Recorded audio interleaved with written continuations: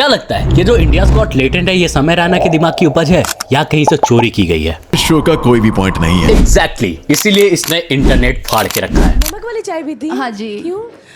बचपन से पीती हुई आ रही हूँ। नून चाय। नून चाय या अरे हम भी पीते हैं ये, हैं? कश्मीरी है ना। पता नहीं आपको ये? हाँ मुझे पता है आप हो करके। हाँ वहाँ पे भी हम पीते हैं ये। हाँ बढ़िया यार। तो भर के पीते हो या आधा पीते हो? हम तो भाग के पीते हैं। भाई अगर मैं तुझसे पूछूं कि पिछले एक महीने से कौन सा शो फटे जा रहा है जिसने Bigg Boss, Hustle, Indian Idol और रोडीज जैसे शो की फाड़ के रखी है व्यूअरशिप के कंपैरिजन में, तो तुम्हारे दिमाग में सबसे पहले क्या आएगा? बजने लगा ये वाला म्यूजिक।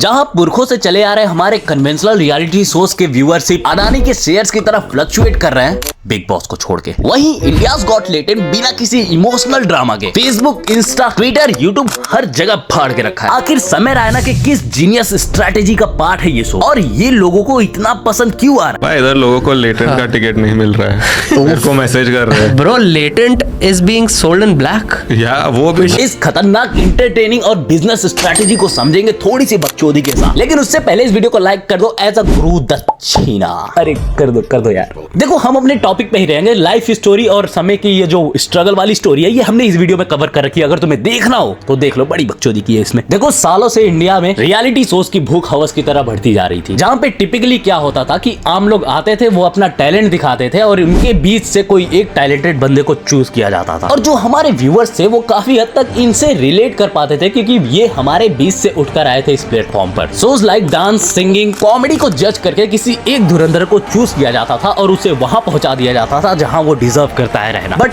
देखो जो बंदा शो जीता ऐसा तो बिल्कुल भी नहीं है कि वही सिर्फ टैलेंटेड था। जर्नी में जो उसके साथ है, जो उस प्लेटफॉर्म तक पहुंचे, उसके लिए भी अपने निश में बेहतर नहीं बेहतरीन होना पड़ता है। बट हार्डली ही उस शो से हारे कंटेस्टेंट को कोई भाव देता है। लेकिन समय रहने वाले शो के केस में ये बिल्कुल ही अलग है, क्योंकि देखो जो कन्वेंशनल रियलिटी शोज होते हैं वो उनके बंदे जो होते हैं वो हमारे बीच से उठकर जाते हैं, बट इंडियाज गॉट टैलेंट में हमारे साइड से उठ के जाता है।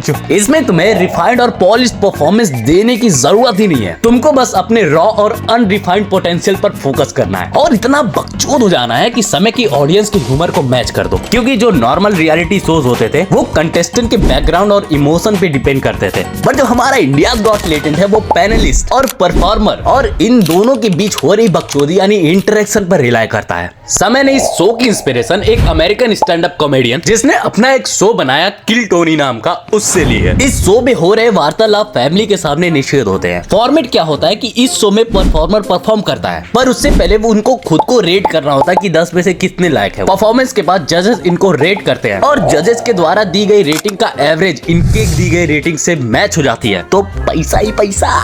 देखो अगर तेरे दिमाग में कहीं से आ रहा है कि ये शो लक बाई चांस चल गया, तो ऐसा बिल्कुल भी नहीं है। समय रैना का यूनिक विजन मतलब बिल्कुल ही यूनिक नहीं है, कॉपी तो किया है, पर ये शो इंडिया में यूनिक था और इसके ऊपर क्लेवर एग्जीक्यूशन और अंडरस्टैंडिंग की आस का व्यूअर देखना क्या चाहता है। मोस्ट ऑफ द शोज की तरह ये बिल्कुल भी स्क्रिप्टेड नहीं है। तुम्हें बस एक चेयर पकड़ा दी जाएगी और अकॉर्डिंग टू योर ह्यूमर तुम्हें इस शो को जज करना है। ये जो अनप्रेडिक्टेबल और स्पॉन्टेनियस रिस्पॉन्स होता था जजेस का कि एक गलती दिखी पक से रोस्ट कर दिए, ये चीज ऑडियंस के दिल में घर कर गई।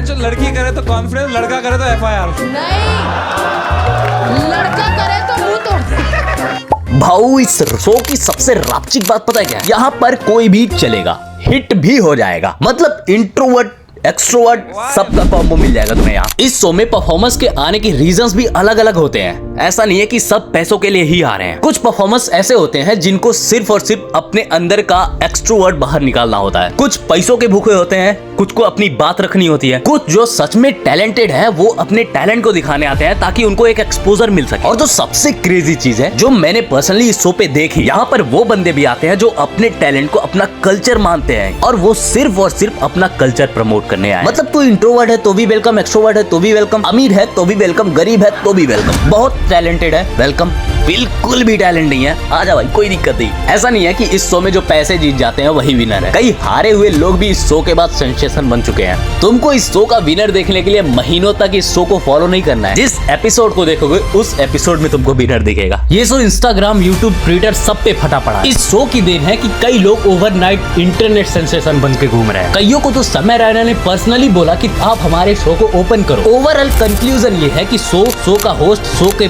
ऑडियंस, शो के परफॉर्मर्स सब के सब क्रेजी है। इस शो की जो खासियत है, ability to bring joy, laughter और ऑडियंस के बीच जो सेंस ऑफ कनेक्शन प्रोवाइड कराता है, ये काफी इंपॉर्टेंट फैक्टर है शो की हाइप। मतलब तू पर्सनली खुद ऑब्जर्व कर भाई कि इंडियाज गॉट लेटेंट को छोड़कर ऐसे कितने तूने शोज देखे हैं जिसे लोग माउथ बाय माउथ मतलब खुद से प्रमोट कर रहे हैं बिना पैसे लिए। देखो तुम समय जानते हैं कि उनकी ऑडियंस को क्या अच्छा लगता है। उनको पता है कि सम टाइम थोड़ा सा humour, 9-8 authenticity, and yeah, it says you're a weak independent woman. Yeah. What does that mean? Strong independent woman मैं बन नहीं पा रही हूँ।